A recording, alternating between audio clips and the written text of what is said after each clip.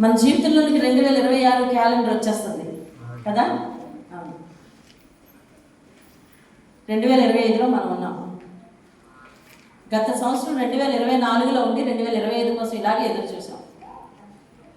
2025 వచ్చేస్తుంది అని. ఈ ఆనందంలో, ఈ ఎదురు చూపుల్లో చాలా రకాలైన తీర్మానాలు చేసుకుంటాం. కొత్త సంవత్సరంలో నేను ఎలా ఉండాలి, అలా ఉండాలి, సంవత్సరం అంతా ఇలా గడిపాను, అలా గడిపాను అని చేసుకున్నారా? అలా ఎవరైనా చేసుకున్నామా? ఏదో చేసుకున్నామని వాళ్ళు చేయి చూపించండి. ఇలా దేవుని కోసం ఆలోచించాం, చేసుకున్నాం. చెయ్యి చూపించండి అంటే చెయ్యేలా చూపించండి, ఇలా కాదు. ఓకే, అయితే 2025 చివరికి వచ్చేసాము. ఆ 2024లో పొజిషన్ లాగే ఉందా, లేదా మనం కొత్తగా మారిన మనుషులమా ఆలోచించుకోవాలి.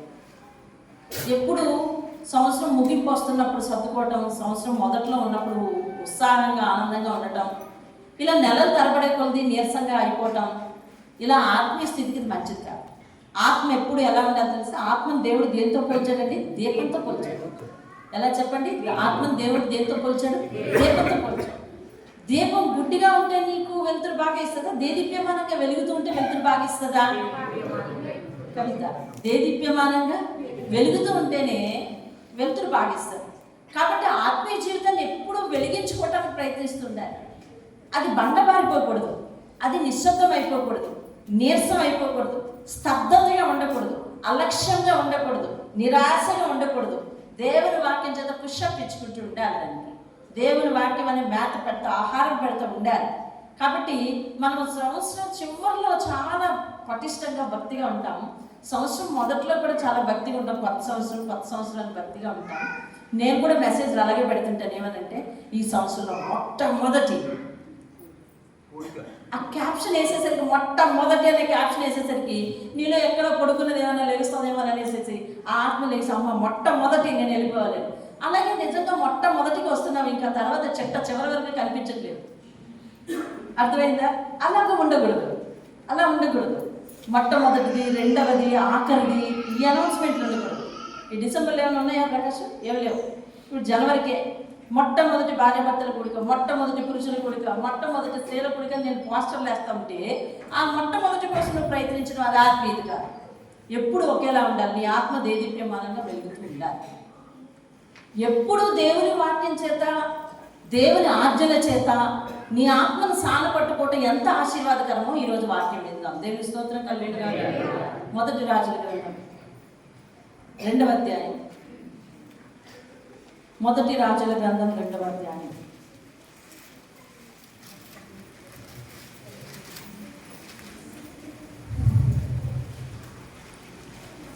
Page number 279. మొదటి రాజుల గ్రంథం 2వ అధ్యాయం నేను చదువుతున్నాను మొదటి నుంచి.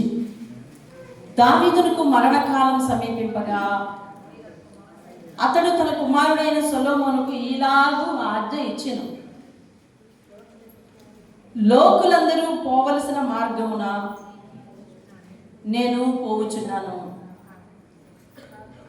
కాబట్టి నువ్వు ధైర్యం తెచ్చుకొని నిబ్బరము కలిగి నీ దేవుడైన యెహోవా అప్పగించిన దానిని కాపాడి ఆయన మార్గములను అనుసరించి నా ఎడల నీవు ఏ పని పూనుకునేనో, ఎక్కడ తిరిగినను అన్నిటిలో వివేకముగా నడుచుకుంటావు. మోషే ధర్మశాస్త్రంలో వ్రాయబడి ఉన్న దేవుని కట్టడలను, ఆయన నియమించిన ధర్మశాస్త్రం అంతటిని, ఆయన న్యాయ విధులను, శాసనములను గైకొనుము. అప్పుడు నీ పిల్లలు తమ ప్రవర్తన విషయంలో జాగ్రత్తగా ఉండి నా ఎదుట తమ పూర్ణ హృదయముతో, పూర్ణ మనస్సుతో సత్యమును అనుసరించి నడుచుకునే ఎడల ఇశ్రాయేలీయుల రాజ్య సింహాసనము మీద ఆసీనుడగు ఒకడు నీకు ఉండక మానడని యెహోవా నన్ను గూర్చి గతంలో ప్రమాణం చేశాడనమాట. నన్ను గూర్చి ప్రమాణం చేసిన మాటను స్థిరపరచును. దేవుని స్తోత్రం. హల్లెలూయా. పరిశుద్ధాత్ముడి వాక్యం చేత నిన్ను నన్ను బలపరిచి స్థిరపరిచి నడిపించునుగాక. ఆమేన్. ఆమేన్. దేవునికి స్తోత్రం కలుగును గాక. దావీదుకి మరణకాలం సమీపించింది, ఎండింగ్ డేస్. దావీదుకి ఏమొచ్చాయి తెలుసా? చివరి దినములు. దావీదుకైనా వచ్చాయి, ఎవరికైనా వస్తాయా?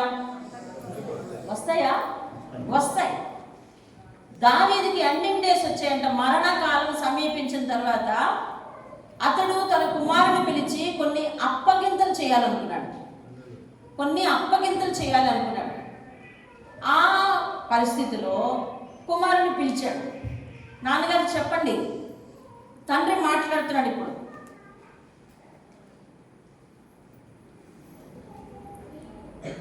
ఓకే, ఫోన్ అయిపోయిందా? తండ్రి మాట్లాడుతున్నాడు ఇప్పుడు. కుమారుడు వింటున్నాడు. తండ్రి చెప్తున్నాడు ఏమనంటే, లోకులందరూ పోవలసిన రీతిని ఆ మార్గమును నేను కూడా వెళ్ళిపోతున్నాను. అప్పగింతలు అప్పగించేటప్పుడు నాయన ఆస్తుల వివరాలు ఇదిగో, సంపద వివరాలు ఇదిగో, ధనం వివరాలు ఇదిగో, నగల వివరాలు ఇదిగో అని అప్పచెప్పటం కంటే ప్రాముఖ్యంగా ఈ తండ్రి తన కుమారుని విషయంలో చెప్పే విషయాల్లో చాలా ప్రాముఖ్యమైన అంశాలు ఉన్నాయి. అంటున్నాడు, అందరూ చచ్చిపోతారు, నేను కూడా చచ్చిపోతున్నాను. దట్ మీన్స్ నువ్వు కూడా ఏదో ఒక రోజు చచ్చిపోవాలి. ముందైతే నేను వెళ్తున్నాను, నేను వెళ్ళిపోతున్నాను. ఇప్పటి వరకు తండ్రి కుమారునికి చాలా ఆదరణ, అంతే కదా. తల్లిదండ్రులు ఉంటే పిల్లలు ఎలా ఉంటారండి? ఒక ధైర్యంగా ఉంటారు, ఒక అండగా ఉంటుంది వాళ్ళకి.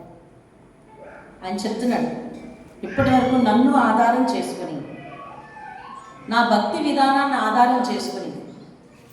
దావీదు నిజానికి చాలా ప్రార్థన పరుడు కదా. దావీదులాగా ప్రార్థనా శక్తి మరి చాలా తక్కువ మందిని చూస్తాము. దావీదు దినములకు 7 మార్లు ప్రార్థన చేశాడు అంట. ఆలకెట్లాగో 7 మార్లు ప్రార్థన చేసేవాడంట. 7 మార్లు ప్రార్థన చేశాడంట. రాజు అయి ఉండి, రాజు స్థానంలో ఉండి. ఈ ప్రార్థన బలము కుమారునికి, కుటుంబానికి చాలా దండు ఉంది. మా కుటుంబం కొరకు, మా కొరకు ప్రార్థించే తండ్రి ఉన్నాడు ఇప్పటి వరకు. ఇప్పుడు దావీదు అంటున్నాడు, నేను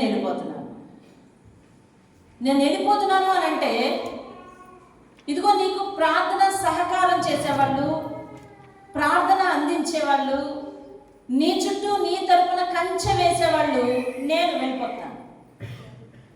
కాబట్టి ఇప్పుడు నువ్వెలా ఉండాలి తెలుసా? ధైర్యం వహించి ముందు నిబ్బరంగా ఉండడం నేర్చుకో. ఇప్పటి వరకు ఎలా ఉన్నావు? ఏదోలా ఉన్నాడు, పర్వాలేదు, తండ్రి ఉన్నాడనే ఒక ధైర్యంతో. ఆత్మీయ జీవితంలో అంతగా తండ్రితో ప్రార్థన చేసినట్టుగా ఎక్కడ ఏమీ కనిపించవు. బైబిల్లో చాలా వరకు విషయాలు రాయలేదు. ప్రాముఖ్యమైన విషయాలు మాత్రం దేవుడు వదిలిపెట్టలేదు. వినండి, వారు అలాగే చేస్తుంటారు, వినండి. కాబట్టి నేను ప్రార్థన చేసే ఏదైతే అసెట్ నీకుందో, నేను వెళ్తున్నాను కాబట్టి నువ్వు చాలా ధైర్యంగా ఉండు, నిబ్బరంగా ఉండు అని చెప్పి వెంటనే చెప్తున్నాడు. ఏమని చెప్తున్నాడంటే, నీ దేవుడైన యెహోవా నీకు అప్పగించిన దానిని కాపాడు. చాలు కాపాడు. ఫస్ట్ ఎసెట్ ఏంటి తెలుసా? ఫస్ట్ ఆజ్ఞ ఏంటి తెలుసా? ఫస్ట్ అప్పగింత. నేను వెళ్ళిపోతున్నానయ్యా, నువ్వు ధైర్యంగా ఉండు. రెండవది, దేవుడు నీకు అప్పగించిన దానిని కాపాడు. ఏం అప్పగించాడు దేవుడు?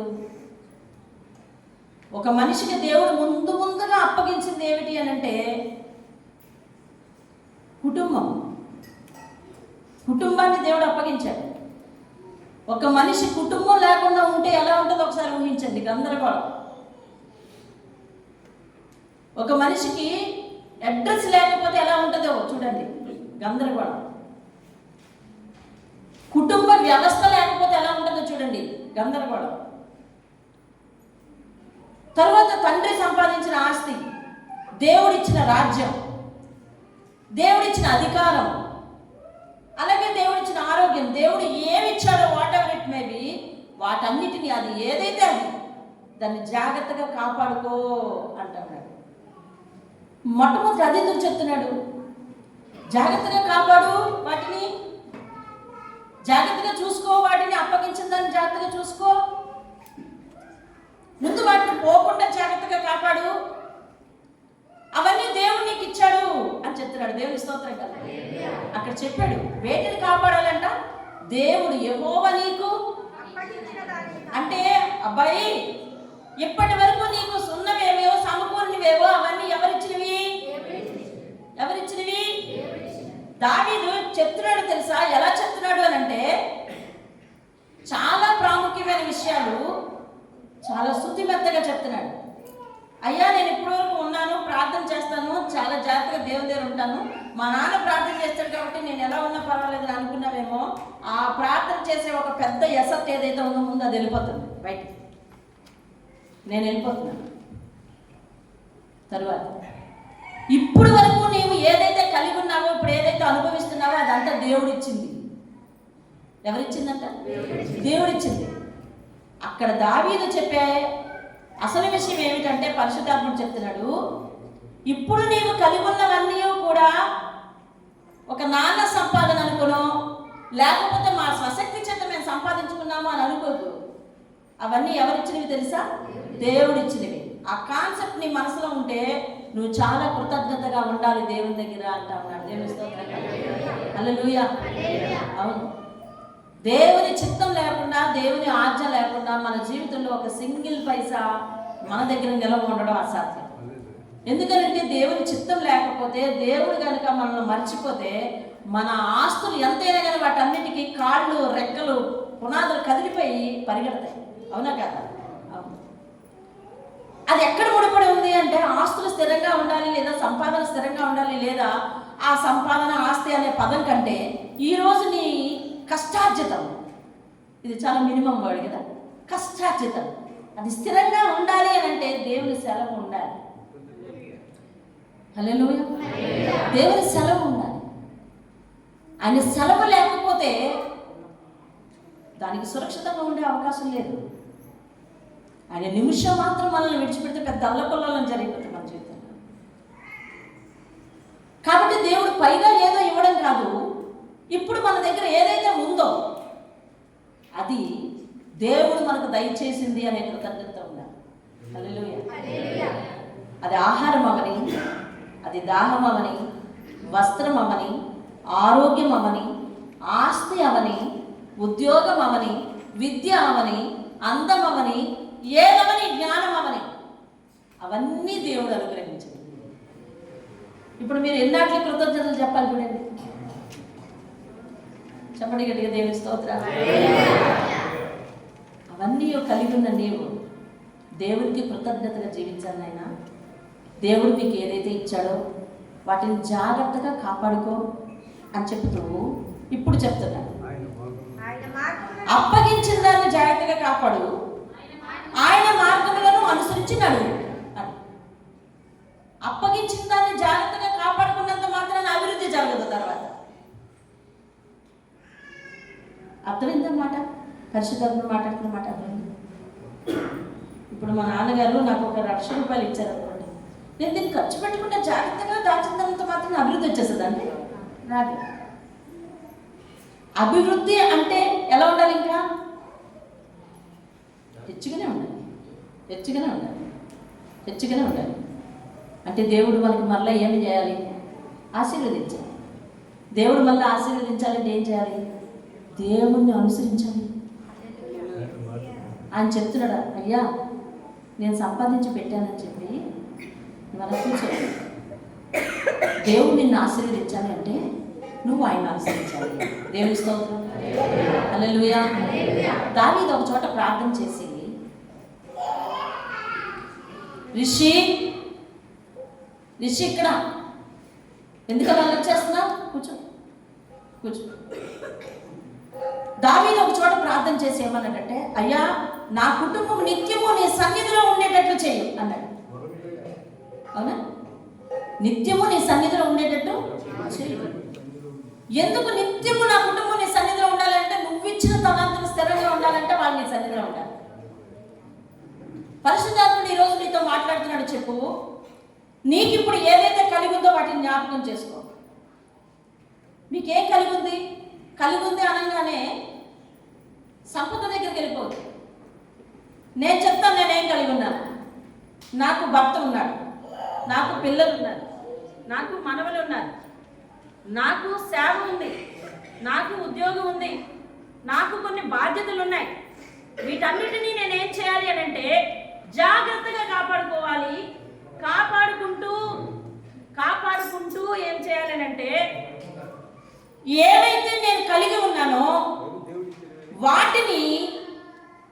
వాటి విషయంలో దేవుడే నాకు ఇచ్చాడనే కృతజ్ఞత కలిగి ఉండి ఇవన్నీ క్షేమంగా ఉండాలి, ఇవన్నీ అభివృద్ధి చెందాలి, వీరందరూ బాగుండాలి, వీరందరూ ఆరోగ్యంగా ఉండాలి, వీరందరూ ఆయుష్తో ఉండాలి అని అంటే నేను ఇప్పటి వరకు దీవించబడ్డాను కదా, ఇప్పటి వరకు కలిగి ఉన్నాను కదా, ఇవన్నీ ఎనఫ్ అని అనుకోకుండా, సరిపోతాయి అని అనుకోకుండా మళ్ళీ ఏమీ లేనట్టే దేవుని అనుసరించాలి.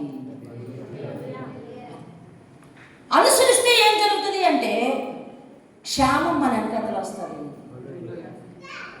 అనుసరిస్తే ఏం జరుగుతుంది అంటే సంపద మన వెనకతలు వస్తుంది.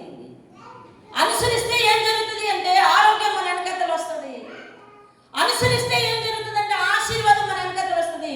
లేకపోతే ఎక్కడ ఉన్నది అక్కడే ఉంది. ఈరోజు మనందరికీ, మనకే కాదు లోకంలో క్రైస్తవులందరికీ కూడా దేవుని మాట వినడం చాలా తెలుసు, కానీ వినిన దానిని అనుసరించడం మాత్రం తెలియదు.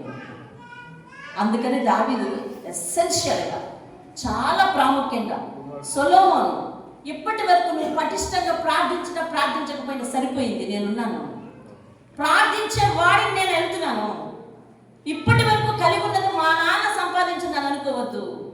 అవన్నీ దేవుడు నీకు నాకు ఇచ్చినవి. నాకు దేవుడు ఇచ్చాడు, దాని ద్వారా దేవుడు నీకు ఇచ్చాడు. కాబట్టి ఇప్పుడు ఉన్న దానిని కాపాడుకోవాలి అంటే కృతజ్ఞత కలిగి ఉండాలి, మరియు అభివృద్ధి చెందాలి అంటే నువ్వు అనుసరించాలి. ఈ ప్రిన్సిపల్స్ అన్ని మన జీవితంలోకి తీసుకురండి. హల్లెలూయా. సరి చేస్తారా? ఈ ప్రిన్సిపల్స్ అన్ని కూడా మన జీవితంలోనికి అన్వయించండి. దేవుడు మన జీవితంలో ఇచ్చిన ప్రతిదీ కూడా మనం చాలా గౌరవంగా భావించాలి. తల్లిదండ్రులు ఇచ్చాడు, యవనస్తులు ఉన్నారు పిల్లలు, తల్లిదండ్రులు ఇచ్చాడు అని అంటే అది మీకు ఒక బహుమానం, దేవుడు ఇచ్చింది. కాబట్టి ఇచ్చిన దానిని లేనట్టుగా జీవించకూడదు. అంటే తల్లిదండ్రులు లేనట్టు, తల్లిదండ్రుల మాట లెక్క లేనట్లు ఉండకూడదు. భర్తలు ఇచ్చాడు,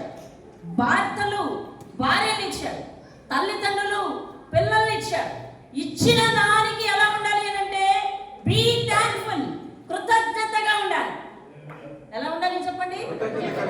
కృతజ్ఞతగా ఉండాలి. అసలు ఇచ్చిన దానిని బట్టి కృతజ్ఞతగా ఉండాలి. అంటే దాన్ని కాపాడుకోవడం అంటే అదే, ఇచ్చిన దానిని బట్టి కృతజ్ఞతగా ఉండాలి. ఇచ్చిన దానిని బట్టి కృతజ్ఞతగా ఉండాలి. ఇప్పుడు ఆలోచించు, జీవితంలో నీ జీవితంలో ఏమేమి ఇచ్చాడు దేవుడు? ఒక నిమిషం సమయం తీసుకో.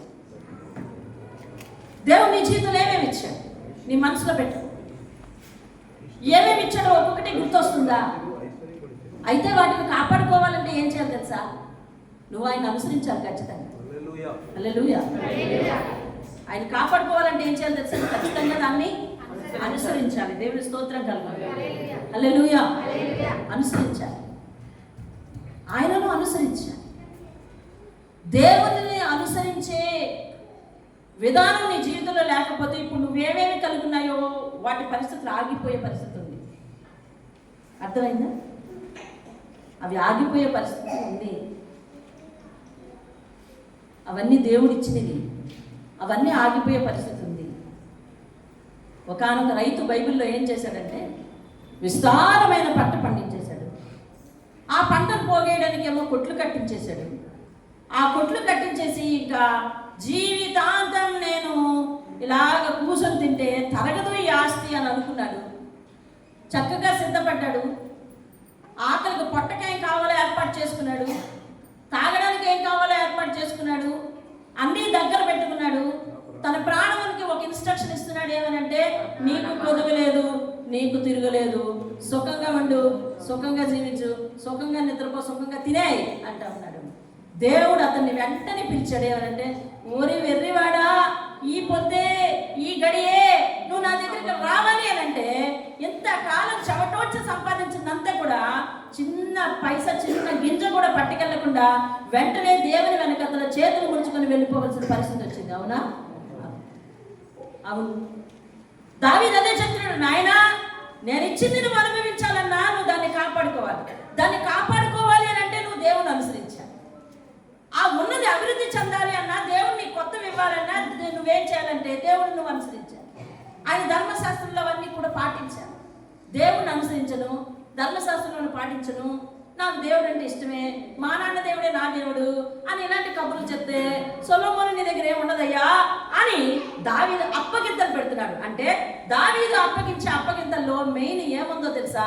దేవుని భయభక్తులు పిల్లల్లోనికి ఇన్సర్ట్ చేస్తున్నాడు. దేవుని భయభక్తులు ఎవరిలోకి ఇన్సర్ట్ చేస్తున్నాడు?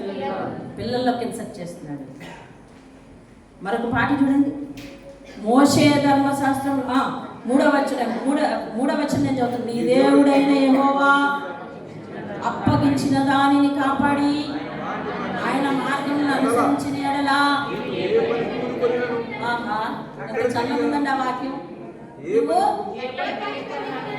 ఏ పని తలపెట్టినా ఎక్కడ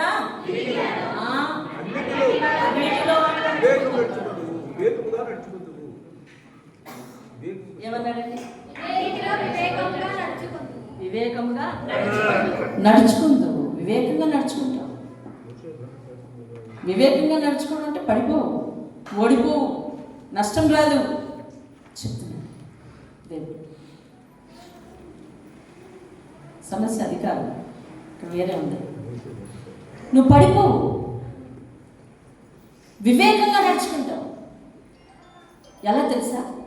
ఆయన అనుసరిస్తే, ఆయన వాక్యాలను అనుసరిస్తే.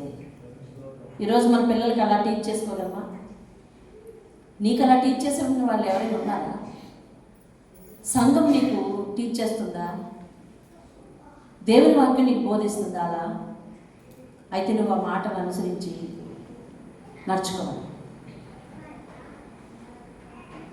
ఇప్పుడు సొలొమోను స్థానంలో నువ్వే ఉన్నావు అనుకో, దేవుడు నీతో మాట్లాడుతున్నాడు అనుకో, దేవుడే నీకు అప్పగిస్తున్నాడు. అయ్యా నీ అంతలో నువ్వు ప్రార్థన చేయాలి, నీ అంతలో నువ్వు దేవుని అనుసరించాలి, నీ అంతలో నువ్వు ఆయన ఆజ్ఞలు పాటించాలి. అప్పుడయ్యా నువ్వు ఏ పని పూనుకున్నా, ఎక్కడికి వెళ్ళినా నువ్వు అందులో జయము పొందుతావు. దేవుని స్తోత్రం కాదు. మళ్ళీ దావీదు ఏం చెప్తున్నాడో తెలుసు? ఒక ప్రాముఖ్యమైన విషయం చెప్పాడు 4వ వచనం. ఏమనంటే, వినండి, ఏమనంటే, అయ్యా నేను దేవునికి ప్రార్థన చేసినప్పుడు దేవుడు నాకు మాట ఇచ్చాడు.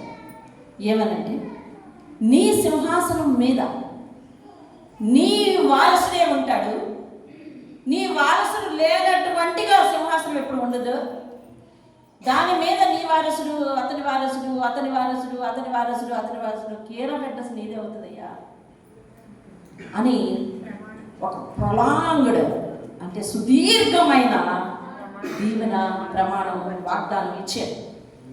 ఇప్పుడు దావీదు దాన్ని దేవుని వాళ్ళ అబ్బాయి దగ్గర పెడుతున్నాడు. అబ్బాయి విను, నన్ను దేవుడిగా దీవించాడు, ఆ సింహాసనం నీకు ఎటర్నల్ చెప్పాడు, శాశ్వతంగా నీ దగ్గర ఉంటుందని చెప్పాడు, దాని మీద నీ మనసు మీద ఉంటానని చెప్పాడు. చెప్పడం ఆయన చెప్పేశాడు, కానీ నాకైతే భయం ఉంది. ఏంటో తెలుసా? మీరందరూ కుదురుగా ఉండకపోతే ఆ సింహాసనం మీ దగ్గరకు రాదు. మీరందరూ దేవుని అనుసరించకపోతే, మోషే ధర్మశాస్త్రాన్ని మీరు అనుసరించకపోతే, దేవుడు వాగ్దానం ఇచ్చాడని చెప్పి దేవుని ధర్మశాస్త్రాన్ని అనుసరించకపోయినా విరుద్ధంగా తిరుగుతూ ఉంటే, మీరు ప్రార్థన చేసేవారు, మీ అబ్బాయి విరుద్ధంగా తిరుగుతుంటే అబ్బాయిని దీవిస్తాడా దేవుడు?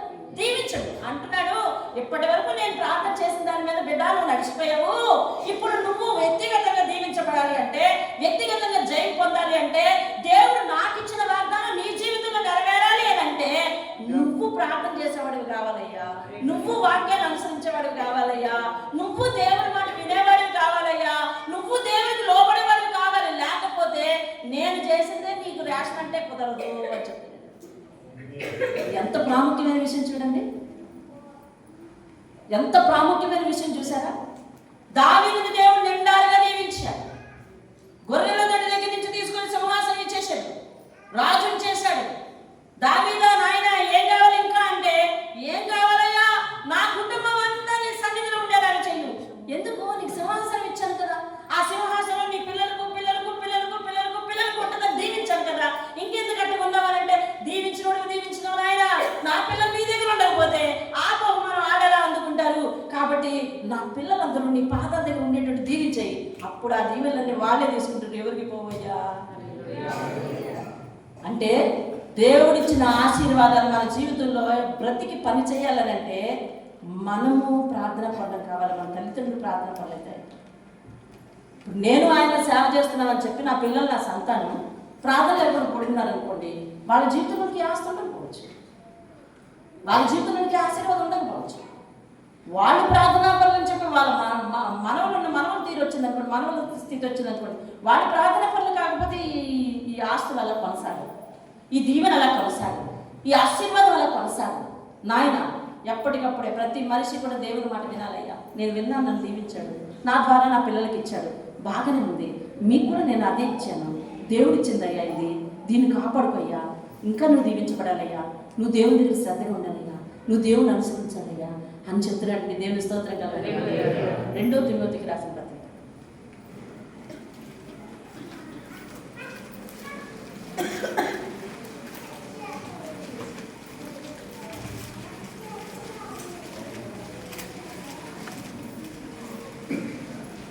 ఓకేనా? 2 తిమోతికి రాసిన పత్రిక, తిమోతికి రాసిన 2వ పత్రిక 1వ అధ్యాయం 3వ వచనాన్ని నేను చదువుతున్నాను, చూడండి. అదే నేను చదువుతున్నాను. నా ప్రార్థన యందు ఎడతెగక నిన్ను జ్ఞాపకం చేసుకొనిచు నీ కన్నీళ్ళను తలుచుకొని నాకు సంపూర్ణ ఆనందం కలుగుతుంది, నిన్ను చూడాలని రేయింబగలు అపేక్ష ఉంది తిమోతి అని ఈ పత్రిక ఎవరు రాస్తున్నారంటే పౌలు రాస్తున్నారు. ఎవరికి రాస్తున్నారంటే తిమోతికి రాస్తున్నారు. ఇప్పుడు ఈ మాటలు నిన్ను చూడాలని ఉంది, నీ కన్నీళ్ళను తలుచుకుంటున్నాను అని ఎవరితో అంటున్నాడు? తిమోతితో అంటున్నాడు. ఇప్పుడు సంభాషణ పౌలుకి తిమోతికి జరుగుతుంది. తిమోతితో ఒక విషయాన్ని మెన్షన్ చేస్తున్నాడు పౌలు. ఏమైనా తెలుసా? నీ యందున్న తిమోతి, నీ దగ్గర ఉంది ఒకటి, ఏంటో తెలుసా? నిష్కపటమైన విశ్వాసమును నేను జ్ఞాపకం చేసుకుంటున్నాను. ఇప్పుడు తిమోతి నడుచుకుంటున్నాడంటే దేవుని దగ్గర ఎలా నడుచుకుంటున్నాడు తెలుసా? నిష్కపటమైన విశ్వాసంతో. ఎలా నడుచుకుంటున్నాడండి? నిష్కపటమైన విశ్వాసంతో నడుచుకుంటాడు. ఎవరు తిమోతి నిష్కపటమైన విశ్వాసంతో నడుచుకుంటాడు. ఈ భక్తి ఈయనకి ఎక్కడి నుంచి వచ్చిందంటే తెలుసా? చూడండి, కిందకి వెళ్తున్నాను నేను. 2వ లైన్కి వచ్చేసేయండి, అక్కడి నుంచి 2వ లైన్కి వచ్చేసేయండి. ఆ విశ్వాసము కనిపించిందా మీకు? కనిపించిందా? ఆ విశ్వాసము మొదట నీ అవ్వ అయిన లోయి, ఆవిడ పేరు లోయి, ఎక్కడ చూశాడంట పౌలు? అమ్మమ్మ గారిలో చూశాడు. అమ్మమ్మ గారు తాతయ్య గారు నాకు క్లియర్గా తెలియదు అవ్వ అంటే. అందులో ఆవిడలో చూశాను నేను, ఆవిడలో చూశానయ్యా. నీ అందున్న విశ్వాసం ఉంది చూసావా? మొదటి విశ్వాసం ఎక్కడ చూసాను తెలుసా? నేను అవ్వలో చూశాను. మళ్ళీ ఏమన్నాడు తెలుసా? నీ తల్లి అయిన యునేకేలో కూడా అటువంటి విశ్వాసమే వసించింది. నీ తల్లిలో కూడా అదే విశ్వాసం అయ్యా. పౌలు తిమోతి చాలా చిన్నవాడండి, యవనస్తుడండి. అందుకని పౌలు 3 జనరేషన్లు చూశాడు. అందుకని పౌలు అంటున్నాడు, పౌలు గారికి ఫస్ట్ పరిచయం వాళ్ళ అమ్మమ్మ గారు. మీ అమ్మమ్మ గారిలో మంచి విశ్వాసం చూశానయ్యా నేను. మీ తల్లి యునేకి కూడా అలాగే, అదే విశ్వాసం. అది నీయందు సహా అంటే నీలో కూడా వసించుచున్నదని నేను రూఢిగా నమ్ముతున్నాను. చూసారండి, విశ్వాసం తరిగిపోయిందా? తరానికి అంటే వాళ్ళ మీదకి వచ్చే ఆశీర్వాదాలు తరిగిపోయి అంటారా? దేవుడు మన జీవితంలో వంశ పారంపర్యంగా ఉండాలా? అలా ఉండాలి అంటే మొట్టమొదట అడుగేసే నువ్వు చాలా జాగ్రత్తగా వెయ్యాలా? ఒక దావీదులాగా వెయ్యాలా? తిమోతి గారి అమ్మమ్మ గారిలాగా వెయ్యాలా? నీవే ఎండకు ఒక భక్తి, చలికి ఒక భక్తి, వర్షానికి ఒక భక్తి, మొబ్బేస్తే ఒక భక్తి, హెల్త్ బాగుంటే ఒక భక్తి, హెల్త్ బాగోలేకపోతే ఒక భక్తి, ఇంట్లో గొడవలైతే ఒక భక్తి, గొడవలు లేకపోతే ఒక భక్తి, చేతి నిండా డబ్బులు ఉన్నప్పుడు ఒక భక్తి, డబ్బులు లేనప్పుడు ఒక భక్తి, కార్యం జరగకముందు ఒక భక్తి, జరిగిన తర్వాత ఒక భక్తి చేస్తే నిన్ను ఫాలో అయ్యే వెనకతల సైన్యం ఉందంలో వాళ్ళందరూ యాజ్ ఇట్ ఈస్ అలా ముద్ర వచ్చేస్తారు అంతే. తిమోతి గారు అమ్మమ్మ దగ్గర నుంచి తిమోతి గారి తల్లి వచ్చింది. తిమోతి గారి తల్లి గర్భం నుంచి తిమోతి వచ్చాడు. ఇలా ముగ్గురిని చూశాడు పౌలు. బా ఏం కుటుంబం అండి, ఆమె ఎలాగున్నదో నిష్కపటమైన విశ్వాసంతో, ఈమె ఎలాగుంది, ఈమె ఎలాగుందో నువ్వు కూడా అలాగే ఉన్నావు. నీ అందున్న నిష్కపటమైన విశ్వాసం నేను మీ అమ్మమ్మ గారిలో చూశానయ్యా ఫస్ట్, తర్వాత మీ అమ్మగారిలో చూశాను అంటా ఉన్నాడు. దేవుని స్తోత్రం. రైట్ నౌ దేవుడు నీతో మాట్లాడేది విను. దేవుడు నీ సంతానాన్ని దేదీప్యమానంగా వెలిగించాలి అని అంటే, వారికి అన్ని తలంతులు ఇచ్చే సమృద్ధిని ఇవ్వాలి అని అంటే ఫస్ట్ నీ మీద చాలా బాధ్యత ఉంది. నువ్వు సరిగా నడవాలి భక్తిలో, నువ్వు సరిగా నడవాలి. అంతెందుకు, మీరు కొంతమందిని సంఘానికి నడిపిస్తున్నారు. ఇదిగో మీ మధ్య ఎవరో కొత్తగా ఉన్నారు, ఆయన ఎవరో కొత్తగా ఉన్నారు. నిన్నెవరు నడిపించారు నాయన? వాసు. ఇప్పుడు వాసు ఈ సంఘంలో ఎలాగ నడిస్తే వెనకతలు నడిచే వాళ్ళు అలాగే నడుస్తారు. మీరు మీ పక్క వారు ఎలాగ నడిస్తే కొత్త వాళ్ళు అలాగే నడుస్తారు. అంటే మీరు నడిచేది సంఘం యొక్క పద్ధతి అని వాళ్ళు అనుకుంటారు, అంతే కదా. మీరు ఒక ఆదివారమే కనిపిస్తున్నారు అనుకోండి, ఓహో ఇదే సంఘం పద్ధతి. వర్షం వస్తే ఆగిపోయింది అనుకోండి, ఓహో ఇదే సంఘం పద్ధతి, ఇదే సంఘం పద్ధతి. ఒంట్లో పోకపోతే మానేశారు అనుకోండి, ఓహో ఇదే సంఘం పద్ధతి. నీ పిల్లలు కూడా యాజ్ ఇట్ ఈజ్ అండి, నీ పిల్లలు కూడా యాజ్ ఇట్ ఈజ్. అమ్మ చర్చికి రావా, రాన్న ఆయన కొంచెం తలపోటుగా ఉంది అన్నావనుకో, ఓహో సత్యబాబు ఏం చేయాలి, తలపోటు వస్తే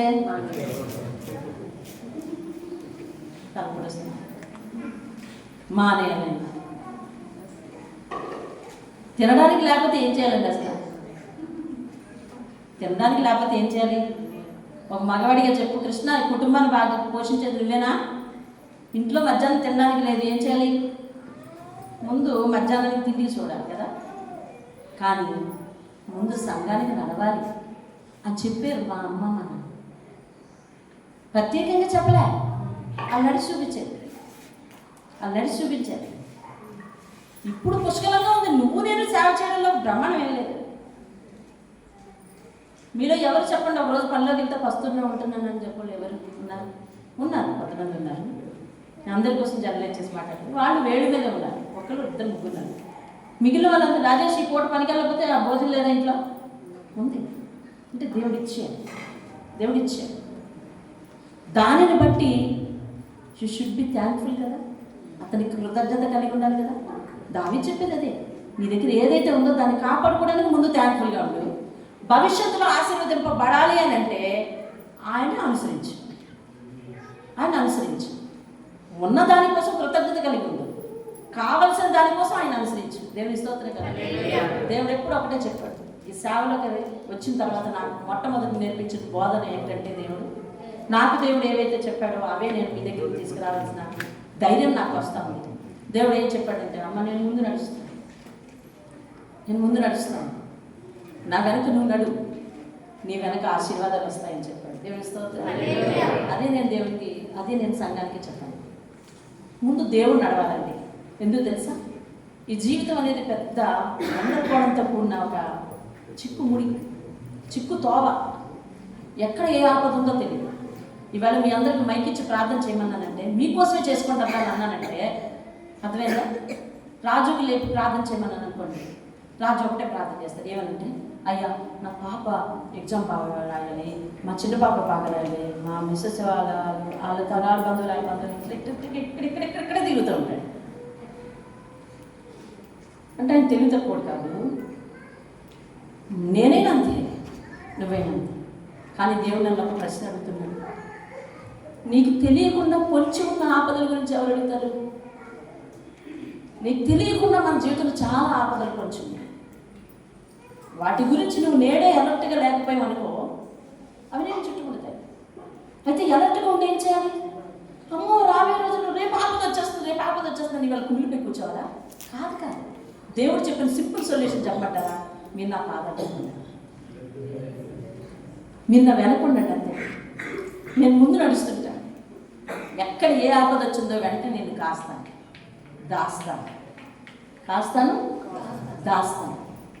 అది క్లియర్ చేస్తాను. ఆ హాని కలపకుండా చేసుకుంటాను, వెళ్తాను. దానియేలు స్తుతిస్తున్నాడు దేవుని. ఏమనంటే, అయ్యా అంధకారంలో పొరుగైన సంగతులు నీకు తెలుసు, వెలుగు యొక్క నివాస స్థలం నీ దగ్గర ఉంది, అందుకని నేను ఆ వెలుగులో ఉంటాను, అంధకారంలో ఏమున్నాయి అవన్నీ నువ్వు చక్కబెట్టాను. దేవుని స్తోత్రం. హల్లెలూయా. దేవునికి భక్తి ఎందుకు చేయాలి? దేవుని దగ్గరికి ఎందుకు రెగ్యులర్గా రావాలి? సంఘం మీదించిన ప్రార్థనకు ఎందుకు హాజరు కావాలి? దేవుని దగ్గర ఎందుకు బెండ్ అవ్వాలి? దేవుని వాక్యాన్ని ఎందుకు అనుసరించాలి అంటే ఈనాటి నడక కోసం కాదు, గతించిన నడక కోసం కాదు. గతించదు పోనీ, ఈ రోజు జరిగే దాని కోసం కాదు, రేపటి గురించి. అది ఎవ్వరి చేతుల్లోనే లేదు. రేపు అనేది నా చేతిలో ఉందని ఒక్కరు ధైర్యంగా చెప్పండి. లేదు. రేపు అనేది నా చేతిలో ఉంది. నా ఇష్టానుసారంగానే దీన్ని లీడ్ చేస్తానని అనగలిగిన అధికారం ఎవరు లేదు. అలా ఎవరైనా అన్నారంటే వాళ్ళు ఖచ్చితంగా మూర్ఖులు. వాళ్ళకి జ్ఞానం లేదు. మూర్ఖులు అంటే జ్ఞానం లేదు. రేపు అనే దానికోసం, అందులో పొంచి ఉన్న ఆపదల కోసం ఈరోజు నువ్వు దేవుడి దగ్గర మోకరిల్లాలి. దావీదు తన బిడ్డడికి జాగ్రత్తలు చెప్తున్నాడు. సొలొమోను, నాయన వినాలయ్యా, నువ్వు నేను ఇచ్చింది దేవుడు ఇచ్చిందయ్యా, అది కాపాడుకోయ్యా. నీకు ఇంకా అభివృద్ధి కావాలంటే ఆయన అనుసరించయ్యా. ఓకే డాడీ అన్నాడు. మీరందరూ డాడీ అని అంటారు. ఓకేనన్నా, ఓకే డాడీ అన్నారు.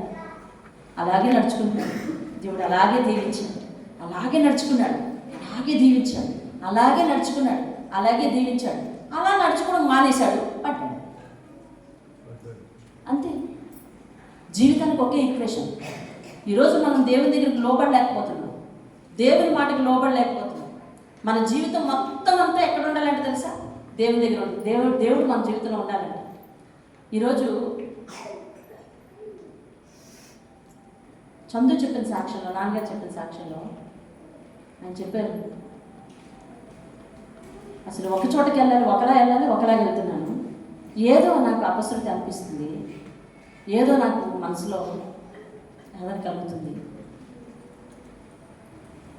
ఎప్పుడు నన్ను పలకరించి నాకు దగ్గరకు వచ్చి చెప్పేసి నా తల మీద చేసి వెళ్ళిపోతుంది.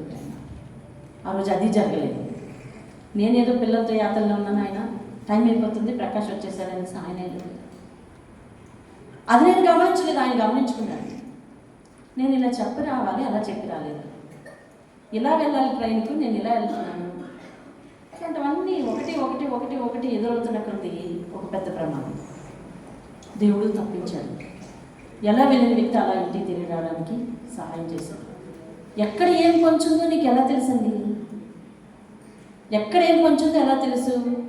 ఒకవేళ అలాంటి కబురే కానీ వస్తే ఏం చేస్తారు? ఇవన్నీ ఆలోచించద్దు. ఏదో జరిగిపోతే, ఏదో నేను చెయ్యాలి, ఏదో నేను ఎలా చెయ్యాలి, ఎలా వెళ్ళాలి, ఎవరిని పట్టుకోవాలి, ఎవరి పాదాలు పట్టుకోవాలి, ఎక్కడికి పరిగెట్టాలి, ఇవన్నీ నీకు ఆలోచన వద్దు. అంత నీ బుర్ర పని చేయొద్దు, అంత భయంకరంగా ఆలోచించద్దు. నువ్వు ఎక్కడ ఉండాలో అక్కడ దేవుడి పాదాల దగ్గర పడుడు, అంతే. దేవుడు అన్నీ సర్దిద్దుతాడు, చక్కగా చూసుకుంటాడు. ఆ కష్టమైన పని మనం చేయలేకపోతున్నాం.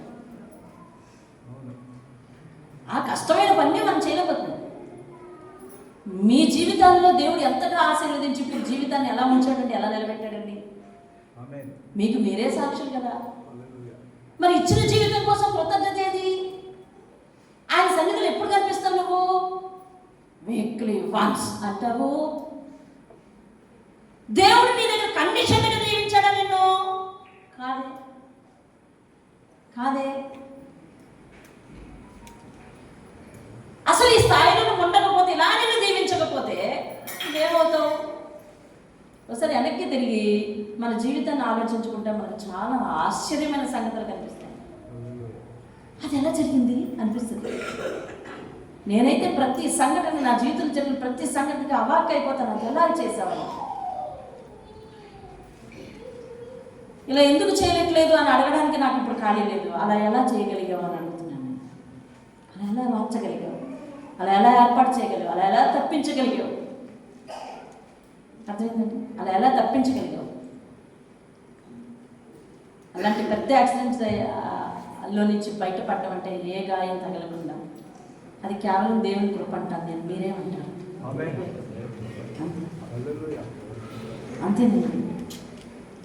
ఒక చిన్న రెప్పపాటు దెబ్బ కొన్ని నెలలు పట్టచ్చు, కోల్పోవటం మొత్తం వ్యవస్థ అంతా స్తంభించిపోతుంది.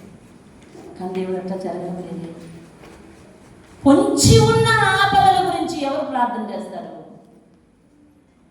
అందుకని ఆ అంధకారం అంటే నీకు తెలియదంతా అంధకారమే. తెలుసా? దేవుడు చాలా పెద్దవాడండి. దేవుడు చాలా మహోన్నతుడండి. ఆయన చాటు చిన్నగా నడవాలండి అంతే. ఆయన అడుగుల్లో అడుగేసుకుని ఎదరేముందో నీకు తెలియక్కర్లేదండి.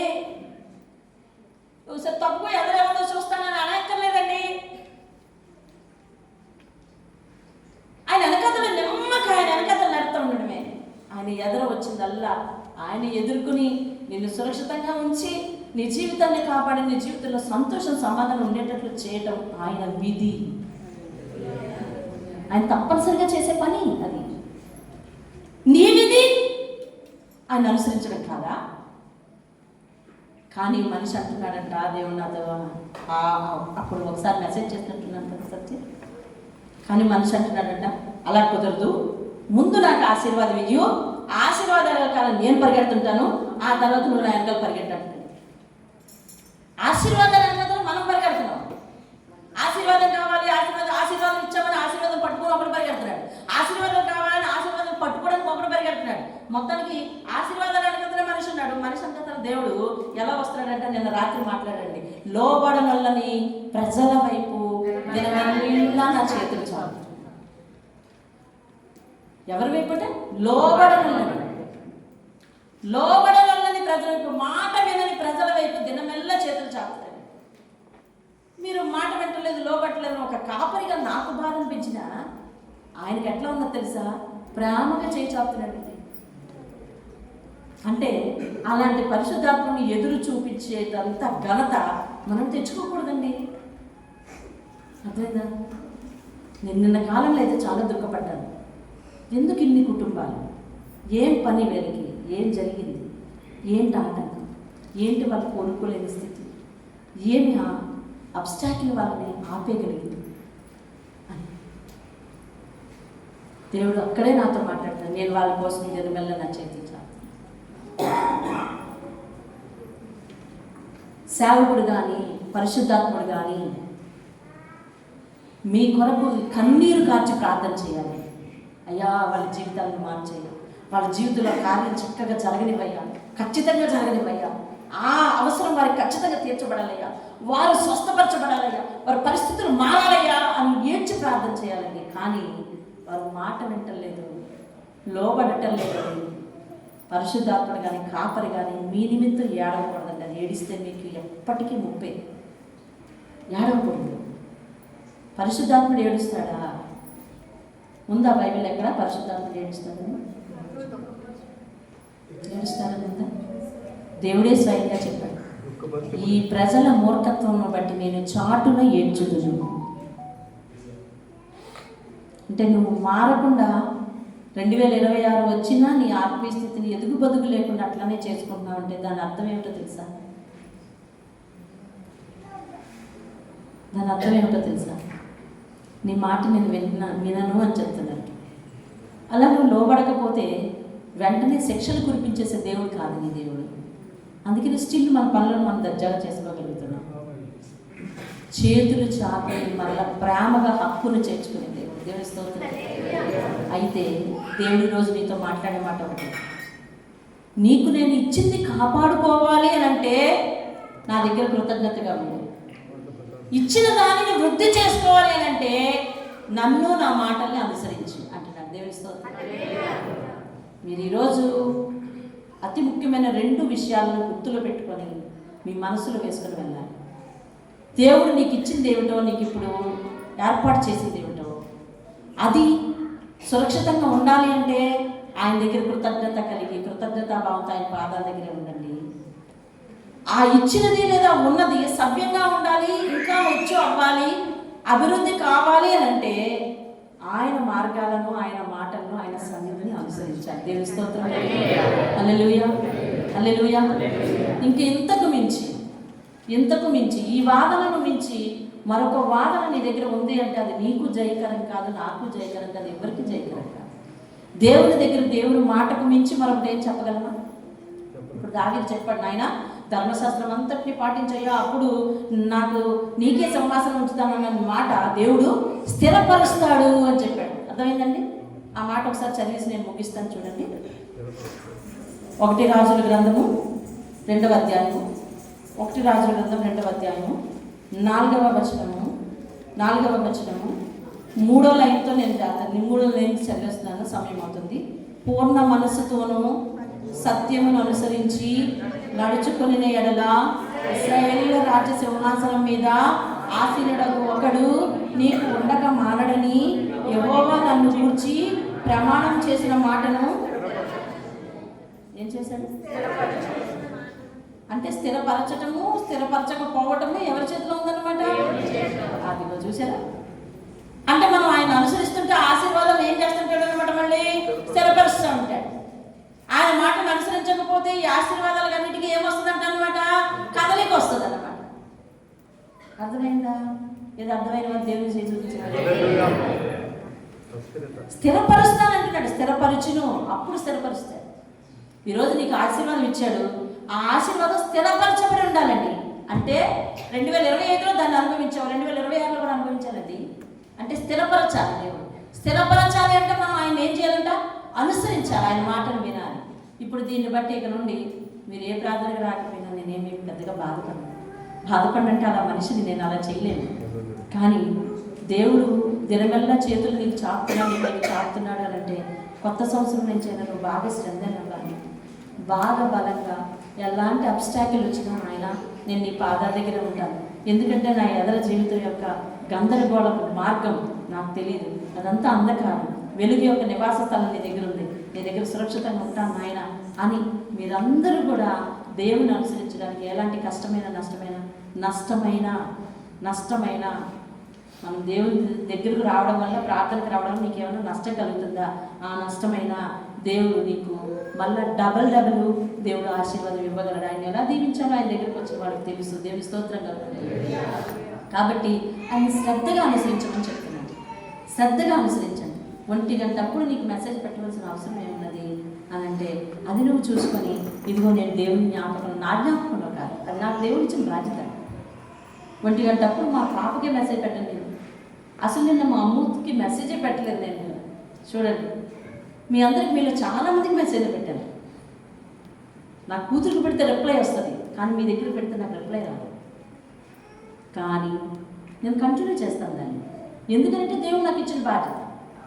మీకోసం కాకపోయినా దేవుడు చెప్పిన పనులు నేను నమ్మకంగా చేయలేకపోతే నేను మంచి కాపర్ని కాదు, మీకు మంచి కాపర్ని కాదు, నేను దేవుడు ఏర్పాటు చేసుకున్న మంచి పనిదాన్ని కాదు. కాబట్టి ఆయన రిప్లై లేకపోయినా, లేకపోతే అది పట్టించుకోకపోయినా, ఏం చేసినా నేను మాత్రం నా డ్యూటీ చేయాలి. అర్థమైందండి? ఏ నాటికైనా మా అమ్మాయి లేచి చూసుకుంటుంది కదా అని ఒక్క మెసేజ్ తనకు పెట్టలేదు. నీకు ఎందుకు పెట్టాను అంటే అది నా బాధ్యత. ఈ మెసేజ్ చూసుకుని నేను దేవుని జ్ఞాపకం ఉన్నాను, దేవుడే ఈ కబురు నాకు ఇస్తున్నాడు అనే విజ్ఞతలోనికి మీరు వస్తారో, లేకపోతే 1 గంటప్పుడు వీడికి ఏం పని, ప్రార్థన కాకపోతే ఇప్పుడు కూడా వదలలేదు, నిద్రపోయి మళ్ళీ లేచినట్టుంది, మళ్ళీ మనకు అడుగుతుంది మెసేజ్ అని అనుకున్న వాళ్ళు ఉన్నారు. వక్రీకరించి ఆలోచించే వాళ్ళు కూడా ఉంటారండి. నేను ఎవరు రాకపోయినా ఫోన్లు చేసేదాన్ని కదా, అమ్మ రాలేదేమి అని ఫోన్లు చేసేదాన్ని. ఇప్పుడు చేస్తుంటాను, అప్పుడప్పుడు ఆ బాధ్యత వాళ్ళకి అప్పగించాను, వాళ్ళు చేయగలేదు. ఒక మాట వినండి, ఈ సందర్భంగా గుర్తొచ్చింది. అన్నీ కలిపేస్తున్నాను అనుకోవద్దు. ఎవరు ఏ పనికి నియమించబడ్డారో ఆ పని చేయడానికి ఇష్టపడండి. మీరు శుక్రవారం వచ్చి శుభ్రం చేయలేకపోవడం వల్ల ఒక 4-5 వారాలు మీరే సర్దేసి వెళ్ళిపోయారు. అందుకని జోగిరాజు ఆదివారం ఉదయం ఆయన వచ్చి సర్దుతాడు, అసలు చర్చ అంతా తుడుస్తాడు, సర్దుతాడు, మెట్ల వరకు మీరు వచ్చే ఆ పాదాల మెట్ల వరకు కూడా తుడిచేస్తాడు ఆయన, వాళ్ళ కుటుంబం అంతా కూడా. శనివారం ఎప్పుడైతే ఇది అమర్చేసి ఉంటుందో అలా ఆదివారం రావడం మానేశారు. ఎందుకంటే అమర్చేసి ఉంటుంది, వచ్చి వెళ్తున్నాడు ఖాళీగా. సరేలే ఇంకోళ్ళు చేస్తున్నారులే ఆ పని అని ఊరుకున్నాడు. అప్పటికి కూడా 2-3 వారాలు తిరిగాడు. తిరిగితే వేసేసి ఉంది వెళ్ళిపోయాడు. ఈ వారం ఆ ముందు వేసి కూడా రాలేదు, ఈ రెగ్యులర్గా వేసి అయినా రాలేదు. అర్ధరాత్రి మెసేజ్ పెట్టాను, అయ్యా ఈ మెసేజ్ చూసుకొని వస్తే రా. ఎందుకంటే ఆ రోజు ఎవరి పని ఆన్లైన్ నేను పిలవగలను కదా. కలిసాను, పిలిచి వేయకుండా ఉదయం వచ్చి వేసాను. అదే ఇందాకేం చెప్తున్నాను, మా అమ్మాయికి ఏ సమయమైనా రిప్లై ఇస్తుంది కదని ఒక మెసేజ్ కూడా పెట్టలేదండి. మీకెందుకు పెట్టానో తెలుసా? మీరు దేవుని దగ్గర శ్రద్ధగా ఉండాలి. ఇదిగో దేవుని వాక్యం ఇలా చెప్తుంది. ఇప్పుడు మీరు ఏదైతే కలిగి ఉన్నారో దానిని బట్టి కృతజ్ఞత లేకపోతే అది ఫెయిల్ అవుతుంది. ఏదైతే అభివృద్ధి కావాలనుకుంటున్నారో దానిని బట్టి దేవుని అనుసరించకపోతే అది బ్రేక్ అవుతుంది. అర్థమవుతుందండి? ఉన్నది ఫెయిల్ అవ్వకూడదు, ఆశీర్వాదము బ్రేక్ అవ్వకూడదు. చెప్పండి, ఉన్నది ఫెయిల్ అవ్వకూడదు, ఆశీర్వాదం బ్రేక్ అవ్వకూడదు. కాబట్టి ఈ సంగతులన్నీ మీరు జ్ఞాపకంలో ఉంచుకొని, అసలు చెప్తున్న విషయం మీరే మర్చిపోయినా ఏంటి? అసలు చెప్తున్న విషయం నాకే గుర్తొచ్చు. మర్చిపోయారు కదా మీరు? అలా వింటున్నారు అన్నమాట. నేను రెగ్యులర్గా ఎవరు రాలేదో వాళ్ళకి ఏం బాబు రాలేదు, ఏమమ్మా రాలేదని ఫోన్ చేస్తున్నాను. సరే ఒక 2 వారాలు నేను చేయడం మర్చిపోయాను. నాకు ఇంట్లో చాలా అలాంటి కష్టం వచ్చింది, నేను చేయలేదు 2 వారాలు. 2 వారాలు రాలేదు, ఇది ఏంటో బాబు అని చెప్పేసి మళ్ళీ నేనే చేశాను. చేస్తే వాళ్ళు ఏమన్నారో తెలుసా? అదే చూస్తున్నావు అక్క, ఫోన్ రాలేదేంటా అని. నువ్వు మాకు ఫోన్ చేయలేదు, నేను రాకపోతే వెంటనే ఫోన్ చేసేస్తావు కదా, నువ్వు అలా ఫోన్ చేయలేదంటే మా మీద చాలా బాగా కోపం వచ్చేసిందని అర్థమైందక్క అని అన్నారు. ఓహో ఇలాగ కూడా అర్థమవుతుందా అని నా తల నేనే బాదుకున్నాను. చూసివా ఎలాగ అర్థమైందో? అర్జెంటుగా ఫోన్ వచ్చేస్తుందంట. అలా రాకపోయేసరికి ఏమొచ్చిందంటే అవుతుందా?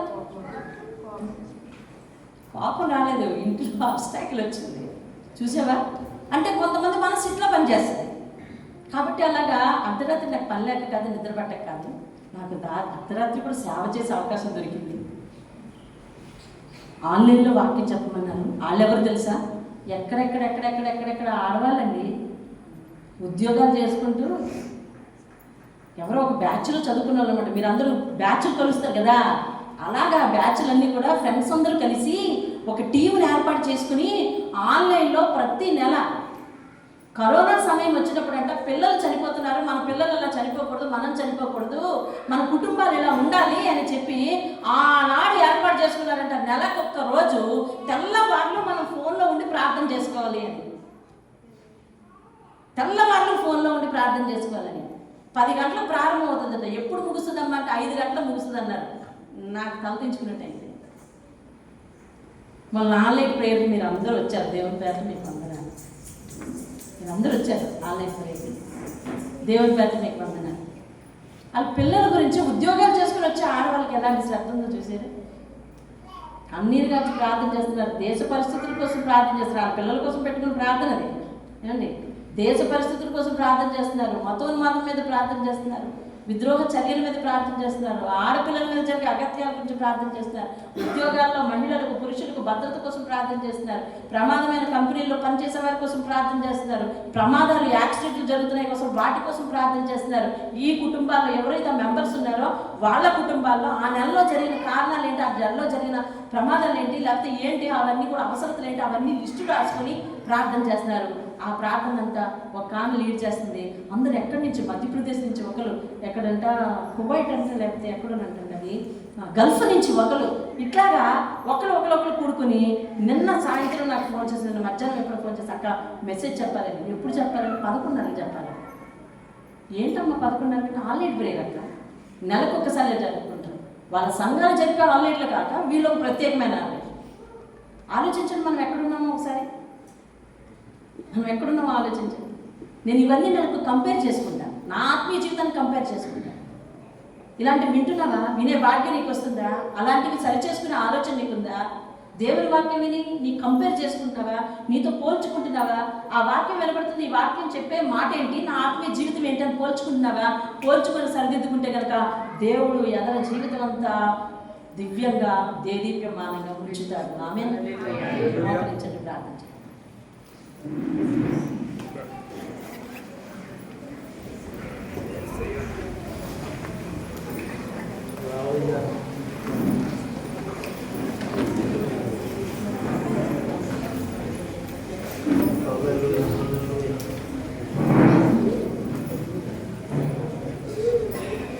మోకరించండి, ప్రార్థన చేద్దాం. సర్వకృపానిధి మా పరమ కుమ్మరి, నీ చేతిలోనే మా జీవమున్నది. సర్వకృపానిధి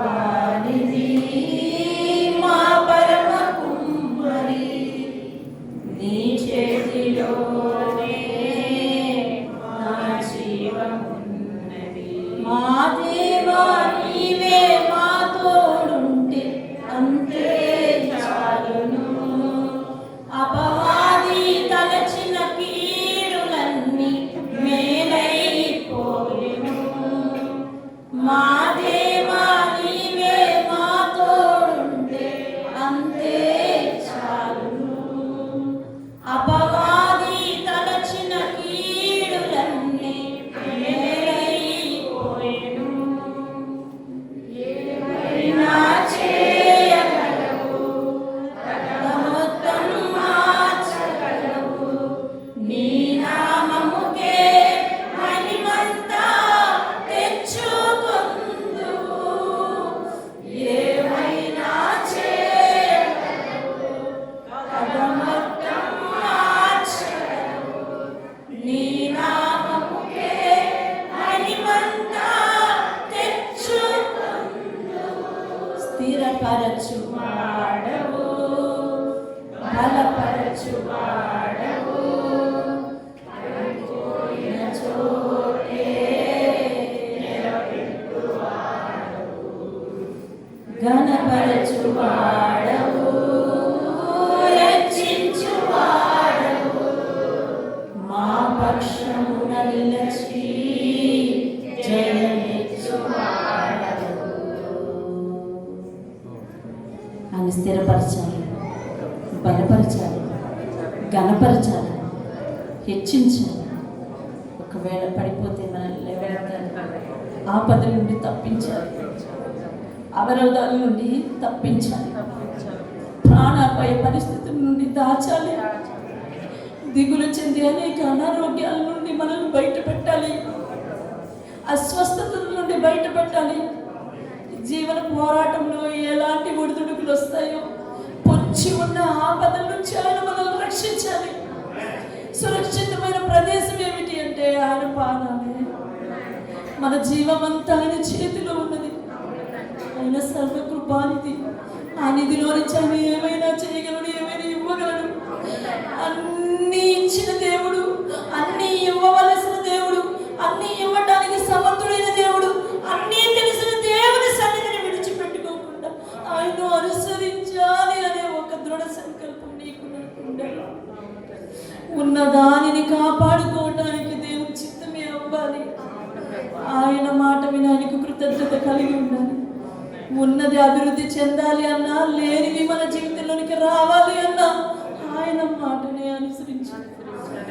మీరు మీ ప్రాణాలతో చెప్పుకోండి, నా ప్రాణం ఎన్నడూ ఆయన సన్నిధి విడవకే, ఎన్నడూ ఆయనకి దూరంగా ఉండకే. నీ కుటుంబం గురించి బాధ్యత తీసుకుని నిన్ను సురక్షితమైన ప్రదేశంలో ఉంచగలిగిన నాదుడే అతడు. అతడు నీ జీవితానికి అధికారి, అతడు నీ జీవితానికి తండ్రి, అతడు నీ జీవితాన్ని భరించే భర్త, నీ జీవితాన్ని నీ బరువును మోసే ఒక బాధ్యత గల దేవుడే. నా ప్రాణం ఆయన పాదాలను విడవపెట్టికే. మంచి ఉన్న ఆపదల జాబితా నీకు తెలియదే, కానీ ఆయన పాదాల చెంత వెలుగు దగ్గర ఆయన వెలుగు దగ్గర నువ్వు ఉంటే చాలు. అంధకారంలోని ప్రతి చీకటి నీ జీవితంలో మాయమైపోద్ది. నా ప్రాణం ఆయన మాట విను. అల్లకొల్లమైపోవలసిన జీవితాల్లో దేవుడు కథను మారుస్తున్నాడు కదండి, స్థిరపరుస్తున్నాడు. ఎవరు అప్పగించారు ఆ బాధ్యతను ఆయనకు? ఆయన పాదాల దగ్గర ఉన్నామని చెప్పే కనికరంతో మన జీవితాలు అల్లకొల్లలో కాకుండా కాపాడుతున్నాడు. అందుకు రుణపడి ఉండాలండి, రుణపడి ఉండాలి. పాదాల దగ్గర రుణపడి ఉండాలి. ఆయన అంటే నిరంతరం భయము భక్తి కలిగి ఉండాలి.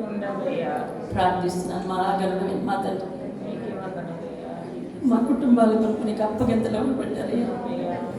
మా కుటుంబాల్లో చెక్కు చెదరకుండా, మా మనసులు మా జీవితాలు దుఃఖమయమవ్వకుండా, మా దీపాలు ఆరిపోకుండా, మా కుటుంబాల్లో సంతోషం సమాధానం పోకుండా నేను భద్రతగా ఉంచి మా కుటుంబాలను కాపాడుతున్న విధానం బట్టి నీకు కృతజ్ఞతలయ్యా, కృతజ్ఞతలు. ఇంకా మాలో ప్రార్థన జీవితాన్ని పెంచు అయ్యా. నీకు లోబడే ఒక కమిట్మెంట్ మాకు అయ్యా. నీతో ప్రభా అనుసంధానించబడే ఒక వీడని బంధం కలిగించి మీ నామానికి మహిమ తెచ్చుకోండి. అన్ని విధముల క్షమించి ఆదరించే దేవుడు వెయ్యా.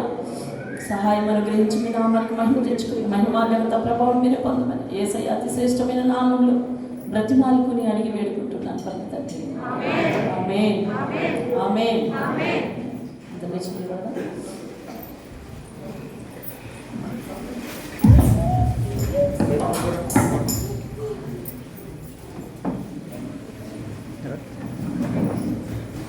హల్లెలూయా.